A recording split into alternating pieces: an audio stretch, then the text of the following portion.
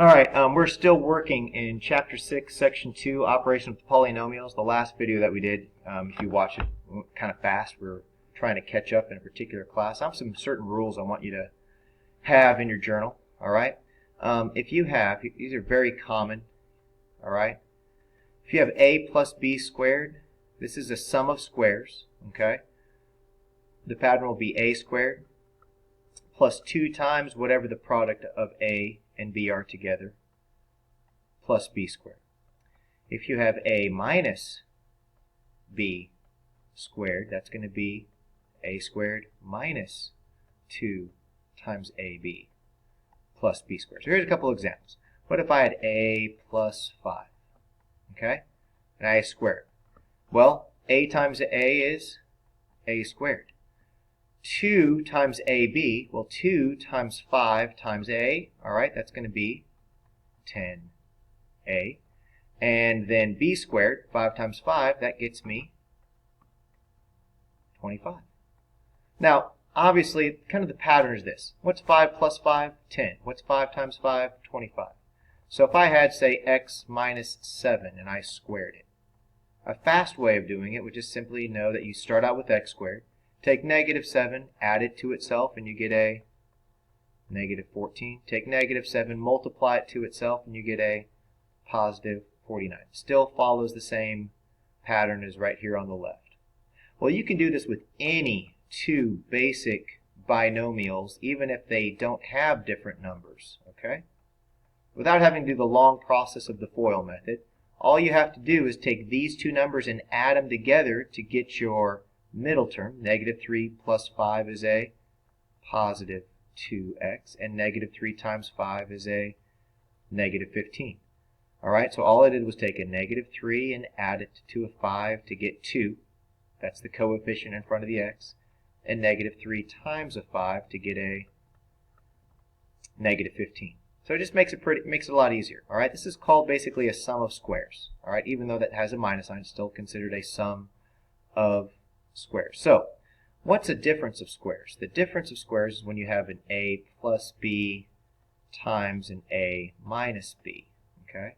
And that's going to give you a squared minus b squared. Here's some very common ones, okay? What if you had like x minus 5 and x plus 5?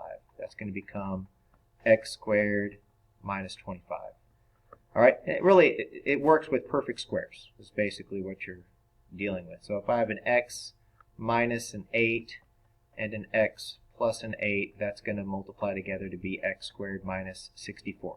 And basically that's what we had with this problem right here. Okay? We had an a plus a b and we had an a minus a b. All right? Our a was 5x. 5x times 5x is 25x squared. Minus our b value was 4w. 4w times 4w is 16w squared, and that's what our final answer was. But the last video we just practiced the FOIL method to make sure everybody understands how to use the FOIL method. Okay?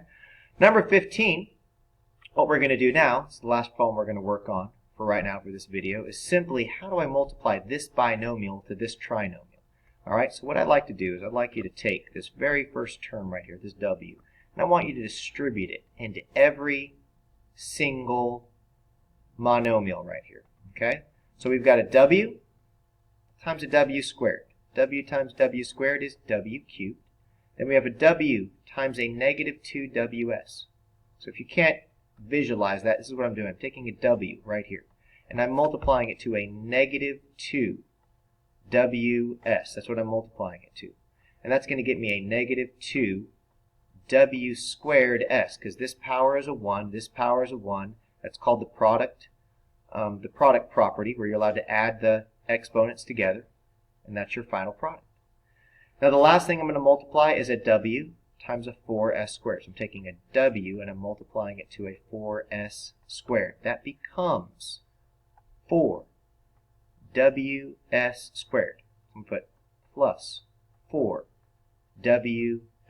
squared. And I'm done with this w, distributing it into every single monomial. Next thing I'm going to do is I'm going to go down here to this 2s, which is a positive 2s. I'm going to distribute it to every single term. So what's 2s times a w squared? Well, that's going to give me a positive 2w squared s. Okay, so all I did was take the 2s, and what did I multiply it by? A w squared. And that becomes a 2w squared s. Okay? Now you could say 2sw squared if you wanted to as well. Next thing, 2s times a negative 2ws is a negative 4ws squared. And last but not least, 2s times 4s squared is an 8s cubed. If you're wondering what I just did there, 2s times a 4s squared. 2 times 4 is 8. S to the power of 1 times s squared is s cubed.